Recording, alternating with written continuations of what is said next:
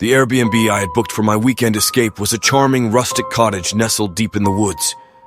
Online photos had showcased its picturesque charm, promising a serene retreat from the cacophony of city life. I craved solitude, but what awaited me there was far from peaceful. Upon arriving at the cottage, I was struck by the eerie silence that hung heavy in the air. The wind whispered through the trees, casting an unsettling chill over the surroundings. Strangely, there was no sign of the host, no welcoming presence to greet me. I shrugged it off, presuming she might be running late. I retrieved the key from the lockbox, as instructed, and entered the cottage.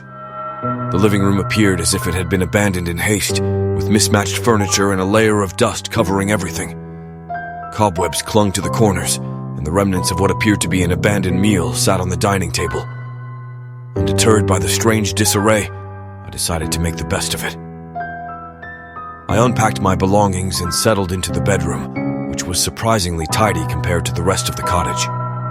The soft crimson curtains swayed gently in the breeze, casting eerie shadows on the walls.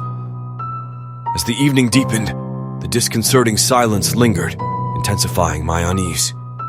I tried to distract myself with a book, but my anxiety grew with each passing minute. The host's absence was unsettling, and I couldn't shake the feeling that something was amiss.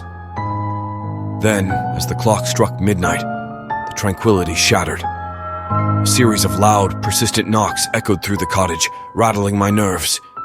I rushed to the front door, assuming it might be the host.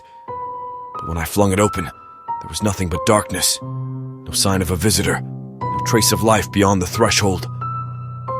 Confused and increasingly disturbed, I retreated inside and locked the door, struggling to rationalize the inexplicable. Perhaps it had been a prank, a figment of my imagination, or a trick of the wind. Regardless, sleep eluded me. Just before dawn, as I lay in bed, a cacophony of violent scraping and thumping erupted outside. I clung to my blankets, paralyzed with fear, as the chaotic sounds intensified. It was as though some malevolent force was trying to gain entry to the cottage. My phone, in my trembling hands, slipped through my fingers and crashed onto the floor. The noises grew deafening, and then suddenly there was a dark shadow on the curtains. It moved with a malevolent presence, its form grotesque and nightmarish. I stared in horror as the shadow shifted and twisted, contorting into bizarre shapes. It loomed closer, growing darker and more grotesque with each passing moment.